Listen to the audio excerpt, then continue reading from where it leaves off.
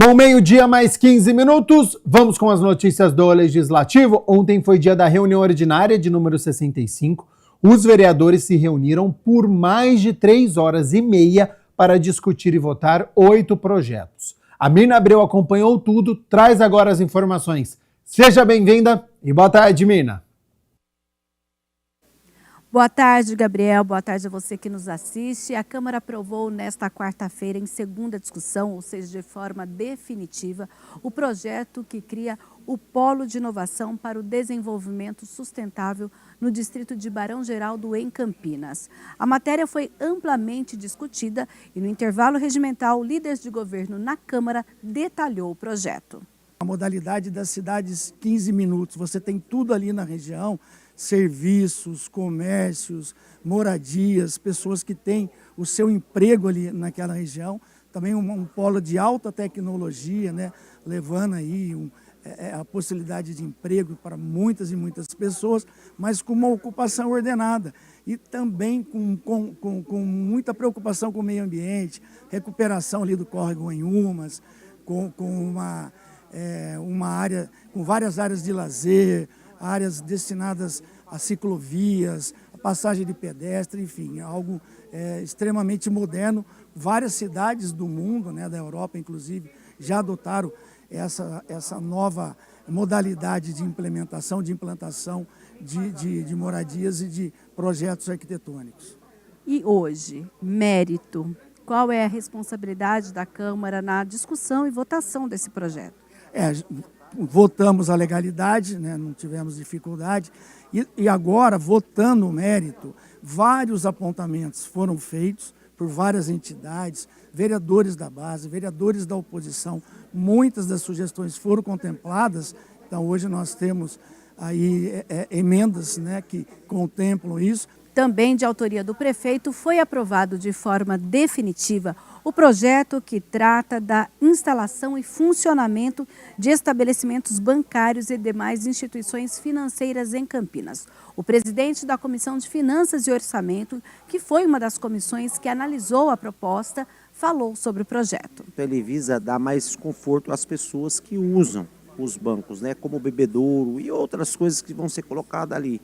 Aí também ele fala para bancos que têm dinheiros, essas coisas, tem que mexer nas catracas, mas para aqueles que não têm o dinheiro, ter esse conforto, como bebedouros, colocar para dar privacidade às pessoas, colocar isso filme em algum local e muda nessa parte, para dar mais conforto ao usuário. A gente está falando de um momento em que cada vez mais os bancos se tornam digitais, né? Então, independente do modelo, com atendimento pessoal ou atendimento digital, que as pessoas sejam tratados aqui em Campinas, pelo menos nessas agências, com todo esse conforto e segurança. Com conforto, segurança e dignidade, né, aos usuários. E de autoria da mesa da Câmara foi aprovado o projeto que trata da nomeação da Galeria dos Ex-Presidentes do Legislativo de Campinas, que passará a ser chamado como Galeria Francisco Selim. A homenagem ao ex-vereador e ex-presidente do Legislativo da nossa cidade foi uma ideia da vereadora Débora Palermo. Ele sempre foi combativo, mas sempre foi muito ético. A forma como ele se comportava como vereador, era um representante mesmo da população, sempre colocando os interesses da população à frente, sempre trazendo pautas importantes. Então, por isso que eu fiz essa indicação, pelo merecimento, pela linda história que ele fez nessa casa. Gabriel, e todos os projetos e também as moções que foram apresentadas na noite da 65ª reunião ordinária foram aprovados. O resultado completo está lá no site e a íntegra da reunião no canal da TV Câmara Campinas no YouTube. É com você aí no estúdio. Muito obrigado, Mirna Abreu, pelas informações. A gente segue aqui com as notícias do Legislativo, agora com o lançamento da Frente Parlamentar do Hip Hop e da Cultura Periférica.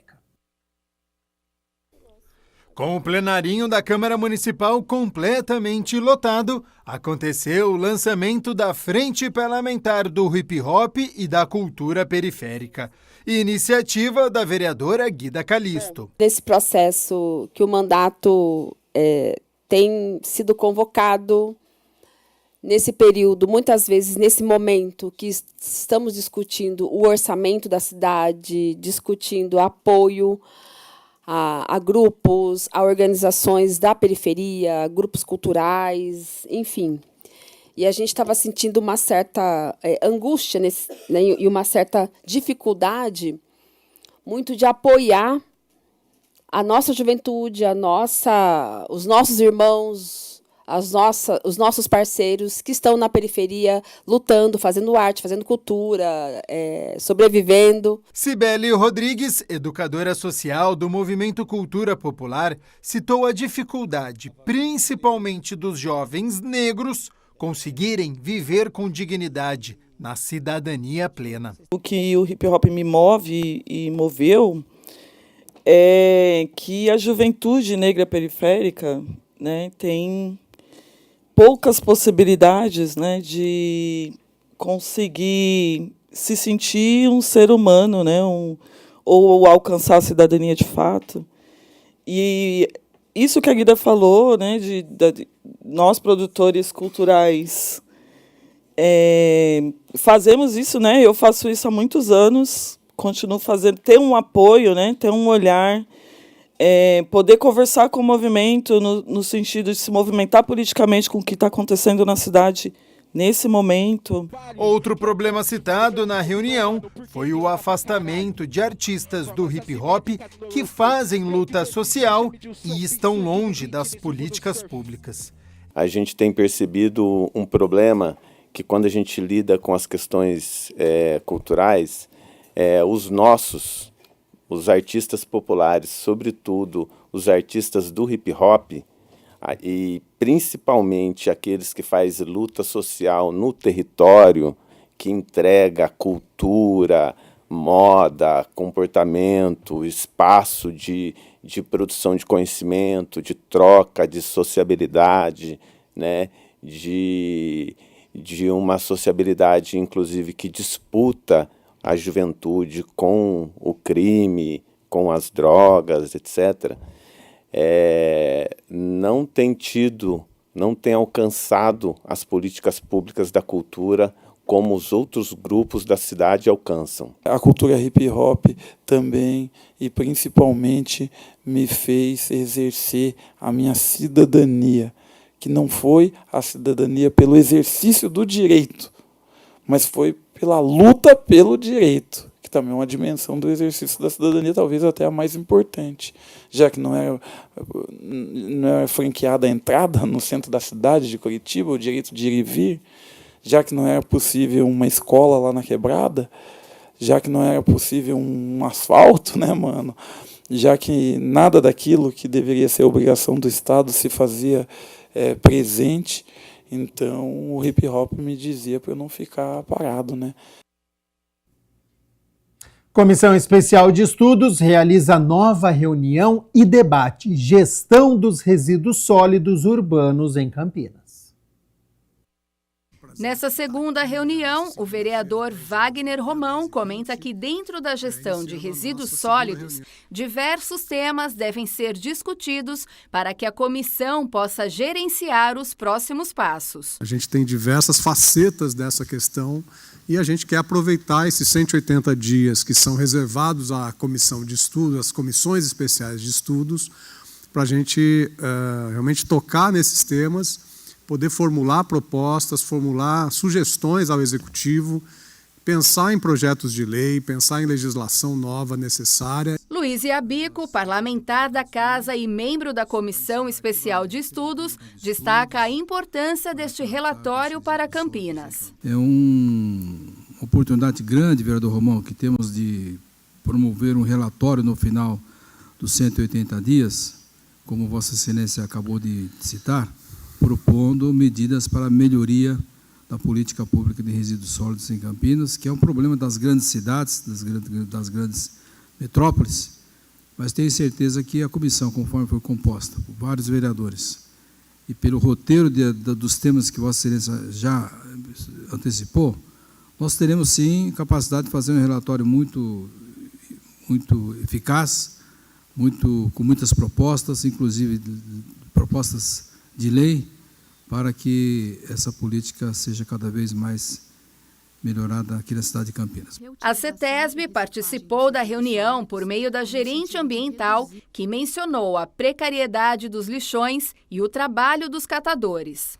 A Política Nacional de Resíduos Sólidos, instituída em 2010, ela é até posterior à política estadual, que é de 2006, e ela traz no bojo princípios que são muito importantes. Dentre deles, a responsabilidade compartilhada entre governo, empresas e a população, a questão da redução, reutilização e reciclagem dos resíduos sólidos, aí no sentido de reduzir a geração desses resíduos e os seus impactos no meio ambiente, e destacar dentre os objetivos a questão da inclusão dos catadores, que eu acho que é uma peça fundamental aí dentro desse cenário de resíduos sólidos, porque são eles que vão ajudar no atingimento desses princípios da política nacional e da política estadual de resíduos sólidos, que é a redução, a reutilização e a reciclagem.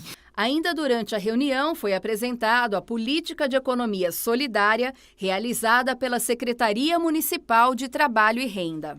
A Secretaria de Trabalho e Renda tem uma atuação bastante próxima dessa discussão da coleta e tratamento dos resíduos sólidos no município, por conta da nossa política de economia solidária que existe hoje no município.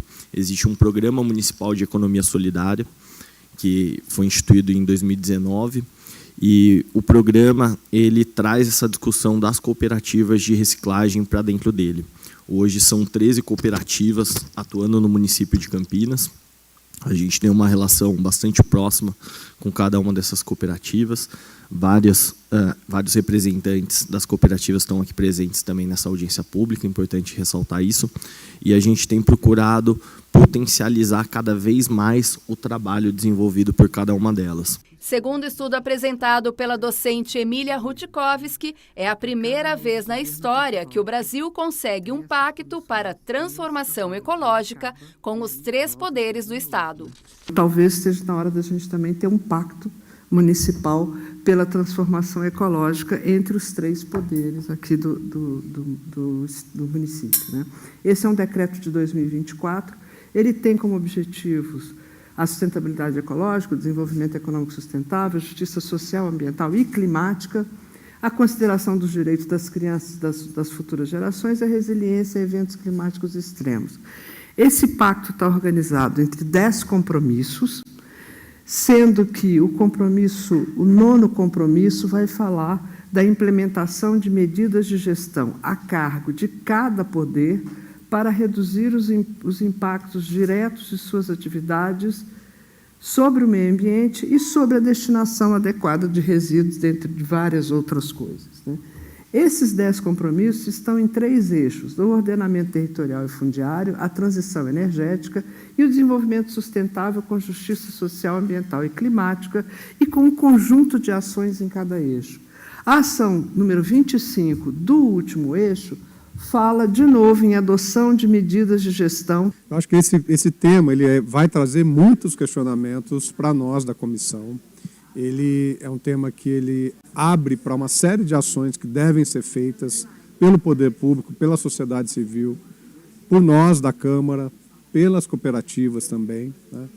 Eu acho que o dado mais alarmante, que eu acho que contrasta com a realidade que as representantes das cooperativas colocaram aqui na reunião, é esse dado de que, na média dos últimos anos, apenas 2% do resíduo sólido produzido em Campinas e que poderia ser reciclado, é reciclado.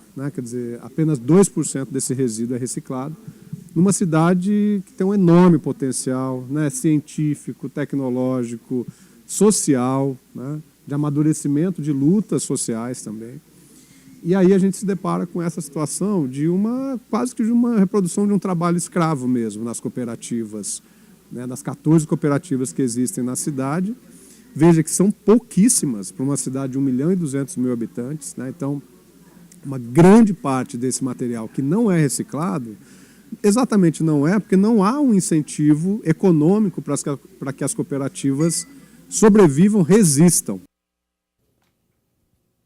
Comissão Especial de Estudos das Pessoas com Neurodivergências ouve representantes de entidades e grupos que tratam dos desafios nos mais diversos segmentos para a cidadania plena deste público. Na terceira reunião da Comissão Especial de Estudos sobre Políticas Públicas voltadas às pessoas com alguma das neurodivergências, presidida pelo vereador Wagner Romão, o parlamentar abriu o encontro com um resumo dos trabalhos já realizados. Nós, então, fizemos uma primeira reunião em que a gente iniciou os trabalhos, aprovamos um plano de atuação que vai durar ao longo desses 6 meses. Evidentemente, a gente pode fazer uma ou outra adequação, né, sobre o que a gente propôs, mas já aprovamos uma pauta inicial. Já fizemos uma segunda reunião, que foi uma reunião mais para a gente discutir o conceito das neurodivergências com a doutora Heloísa Valer, né, que é do Prateia, lá da USP, da Unicamp, o Prateia da Unicamp. Foi muito interessante. Os convidados falaram sobre locais que possam efetivamente atender às demandas desse público. A representante do PAICA, Programa de Atenção Integral à Criança e ao Adolescente, fez observações quanto às áreas de lazer. O transtorno do espectro autista ele envolve características neurológicas que afetam a comunicação, a interação social e o processamento sensorial. Essas condições exigem ambientes estruturados, previsíveis e seguros que favoreçam a regulação emocional, o bem-estar físico e mental. Em Campinas, a carência de políticas públicas que reconheçam os espaços de lazer, arte, esporte e cultura como também terapêuticos, capazes de contribuir para o desenvolvimento integral da pessoa autista. A inclusão da pessoa com TEA nas políticas públicas deve ir além da acessibilidade física, abrangendo a adaptação sensorial, o acolhimento social e o reconhecimento do lazer como um direito e um instrumento terapêutico. O lazer, a esporte e a cultura no município hoje, a gente dispõe de parques como a Pedreira do Chapadão, a Lagoa do Taquaral, o Parque do Mingone. Porém, todos esses espaços eles não têm as adequações necessárias à segurança e às necessidades sensoriais das pessoas autistas.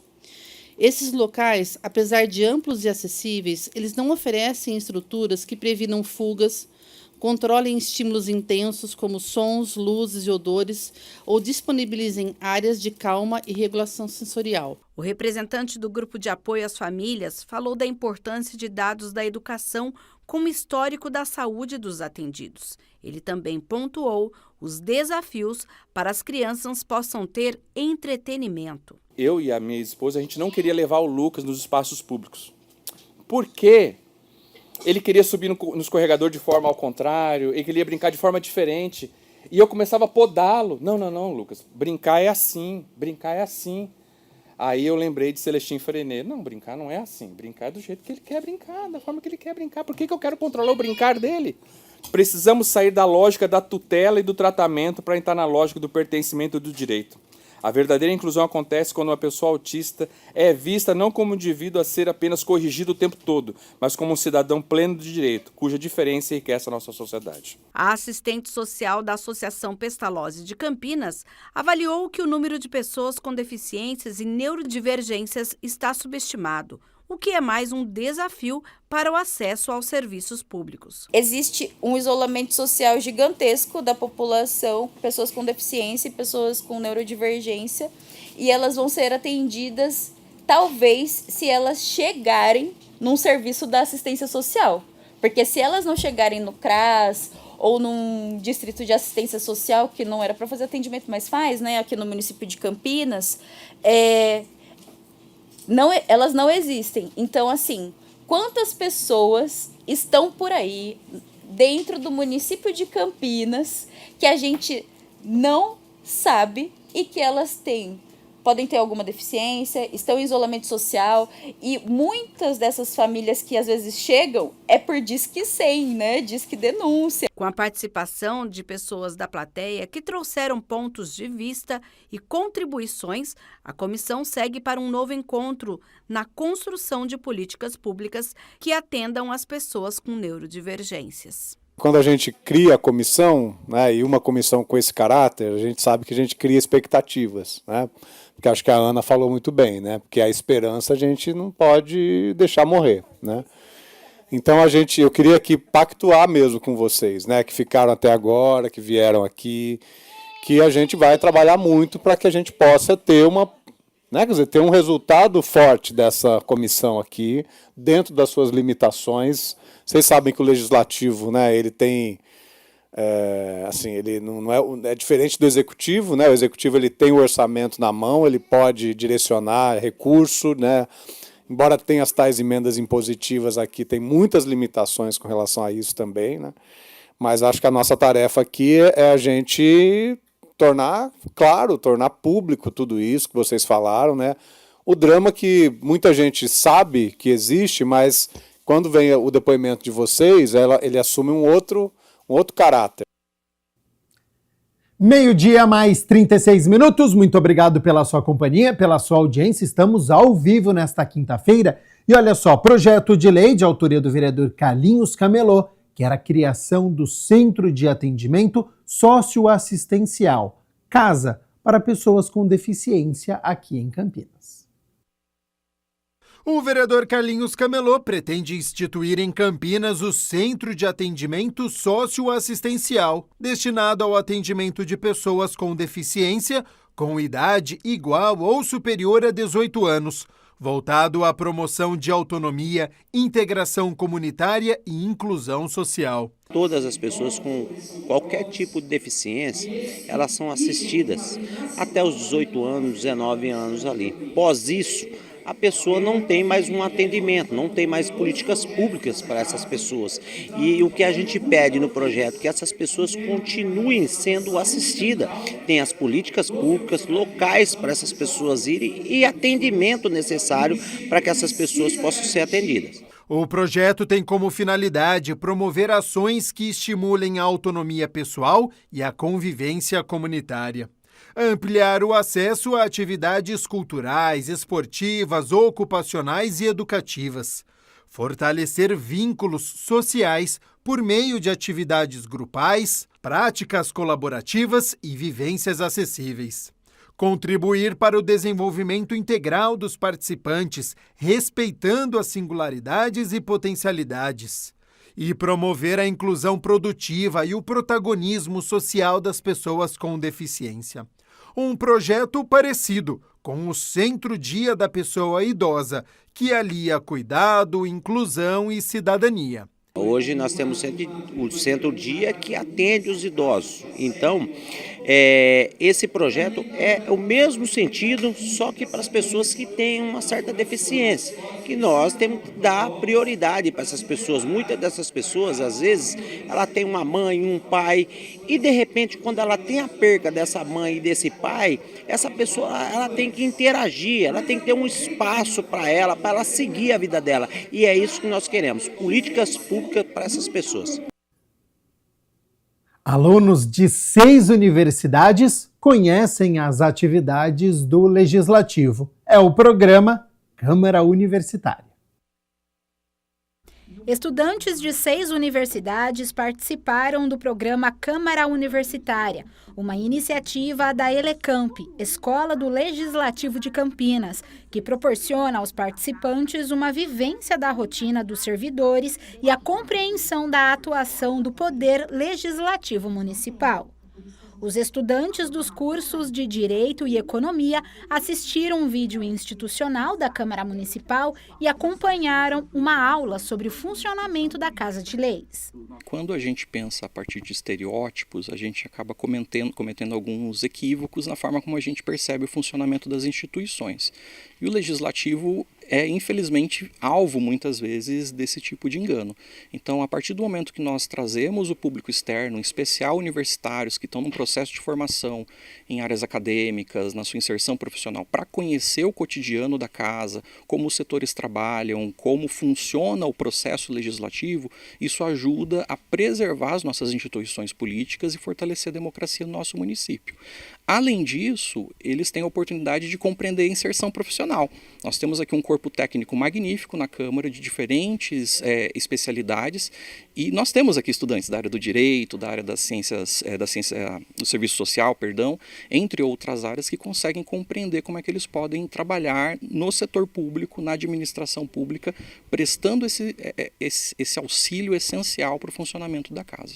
Na sequência, os universitários visitaram os setores da Câmara e conheceram um pouco a rotina de cada servidor. É a minha primeira vez participando desse programa e, olha, é muito bom ver como é a rotina dos servidores, porque é uma opção de carreira.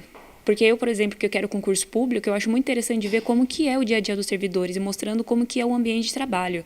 Porque muitas vezes a gente acha que estudar é uma coisa, tipo, estudar é normal quando está só eu e os livros, só que quando é contato com pessoas, que eu acredito que é muito importante essa comunicação entre o estudante de direito com a sociedade, né, com outras pessoas que participam, né, desse corpo da Câmara Municipal, eu acho muito importante esse contato, porque faz com que a gente tenha uma outra opção de carreira e não fica apenas se atentando à advocacia.